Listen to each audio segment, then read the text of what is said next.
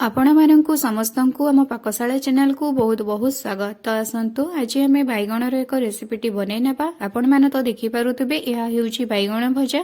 तो किबळी भाबरे बैगण को भाजिली एहा क्रंची क्रंची लागिबो ओ शीघ्र होई जिवो ताहा मु एही रेसिपी भितरे शेयर करिछि। आपण एहा को भात सांगरे खाई परिबे नहले स्नैक भाबरे मध्य खाई परिबे। तो एथि पई मु गोटे बैगण को नै जाईछि ओ भल भाबरे धोई देइछि।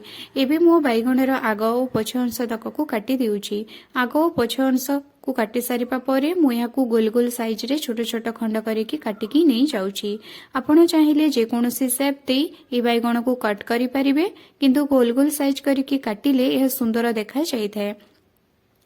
आपण ध्यान रखिबे जे बैगण को अधिक मोटा करिवे नाही। आपण एहा को टिके पतला पतला करिकि गोल गोल साइज करिकि काटी नेबे। सबु बैगण को मु एबे गोल गोल साइज करिकि काटी नेछि। देखंतु केते सुंदर देखा जाउछि। एबे हमें बैगण को भाजीबा पई एक पेस्ट्री प्रस्तुत करि नेबा। एथि पई मु किछि धनिया जीरा सोरिष ता सहित गोटे लाल लंका नहीं जाइछि। सेथिरे किछि पानी दे देउछि ओ एहा को भल भाबरे ग्राइंडिंग करिकि नहीं जाउछि। आपण माने चाहिले बेटर को टिके बहलिया करिकि रखिबे, जहा द्वारा कि बैगण रे गोळेबा बेले हमकु सुविधा हेबो ओ एहा बाइंडिंग रे सहायता करिवो। एबे आमे बैगण को गोटे पात्र को ट्रांसफर करि देबा। एबे सेथिरे आमे किछि बेसन नै जिबा। आपण मानक पाखरे जदि कोनोसी चना डाली रो गुंड रहिछि ताहा मध्य नै पारिबे। मु एथिरे बेसन नै जाउछि। बेसन पके सारिपा परे आमे सेथिरे किछि हळदी गुंड देइ देबा। ता सहित आमे किछि जीरा गुंड देइ देबा। ता सहित आमे किछि लंका गुंड मध्य देइ देबा। आपण चाहिले एथिरे अन्य कोनोसी मसला गुंड मध्य देइ पारिबे। एबे आमे एहा उपरे जो बाटिकी रखिथिबा चाउଳ पेस्टटी ताहाकू पकेई देबा। एबे आमे सबुको पके सारिपा परे बैगण सहित भल भाबरे एहाकू गोळेई नेबा।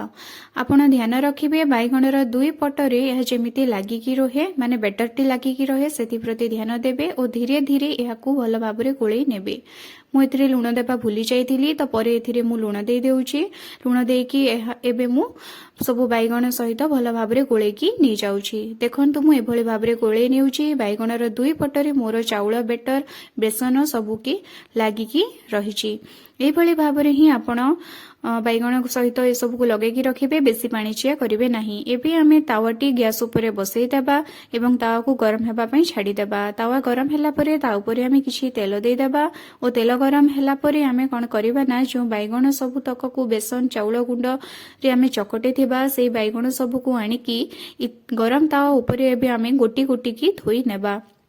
एभଳି भाबरे आपण बैगण सबको गोटी गोटी करिकी थोई नेबे।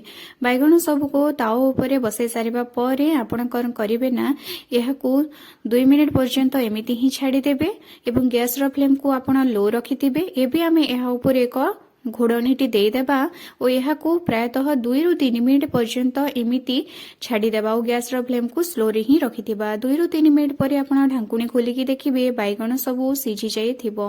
आमे ढांकुणीटी बैगण सिझिबा पई देथिले। एबे आमे कोन करिबा ना, बैगण को गोटी गोटी करी ओलटाई देबा, माने ताहार तळ भाग को ऊपर करबा एवं ऊपर भाग को तळ करी देबा। ए भली भाबरे आमे बैगण सब को ओलटाई सारिबा परे एबे आ एहा उपरे घोड़णी देबा नाही। देखंतु बैगण तक र तळ अंश तक होई जाइथिला, तेणु ଏହା केमिति लाल देखा जाउची। आपण चाहिले एबे किछि तेल चामच रे नेकी गोटे किंबा 2 चामच तेल एमिति बैगणर साइड आडू देई परिबे ओ एहाकू आउ 2 रु 3 मिनिट पर्यंत आपण गैस रे छाडी देबे। देखंतु हे गला हमर बैगण भजा। एबे आमे ए बैगण सब को प्लेट गोटे को काढी आनिबा ओ एहाकू सर्व करबा। देखिबा बेलकू तो एहा बहुत सुंदर देखा जाउची। खाइबा को मते एहा बहुत टेस्टी हेबो एवं यार ऊपर भाग तक क्रिस्पी हला बेले तळ भाग तक मध्य क्रिस्पी हेबो एवं भीतरटी नरम रहिबो। आपण तरिया निश्चित घरे ट्राई करंतु, देखिबो बहुत टेस्टी लागिबो।